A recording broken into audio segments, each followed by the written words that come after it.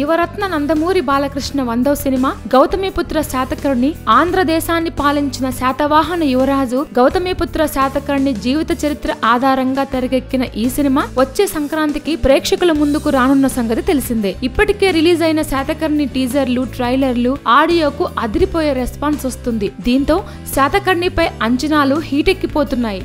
ఈ సినిమాకు వస్తున్న ఫీడ్బ్యాక్ చూస్తుంటే దర్శకుడు క్రిష్ కు తన సినిమా మీద ఎనలేని నమ్మకం ఉందని రుజువు అవుతుంది. ఈ నెల 12న రిలీజ్ అవుతున్న శాతకర్ణి ఫస్ట్ రివ్యూ అప్పుడే వచ్చేసింది. ఈ సినిమాలోని ముఖ్యమైన సీన్లను ఇప్పటికే చాలా మంది ఇండస్ట్రీ ప్రముఖులకు చూపించేశారు. ఈ సీన్లు చూసిన ఇండస్ట్రీ ప్రముఖులు సినిమా సూపర్బ్ గా ఉందని క్రిష్ ను ప్రశంసించారట. అలాగే ఎప్పుడూ లేనట్టుగా క్రిష్ ఈ సినిమాలోని సీన్స్ డిస్ట్రిబ్యూటర్లకు సైతం చూపించినట్టు తెలుస్తోంది. డిస్ట్రిబ్యూటర్లు ఈ సీన్లు చూసి మెస్మరైజ్ అయినట్టు సమాచారం. సినిమా సూపర్ హిట్ అని వీరు ధీమా వ్యక్తం చేస్తున్నట్టు టాలీవుడ్ ట్రేడ్ వర్గాల్లో చర్చలు నడుస్తున్నాయి.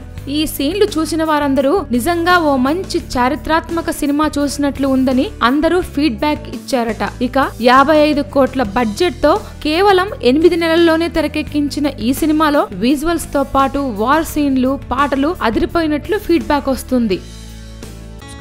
Please subscribe.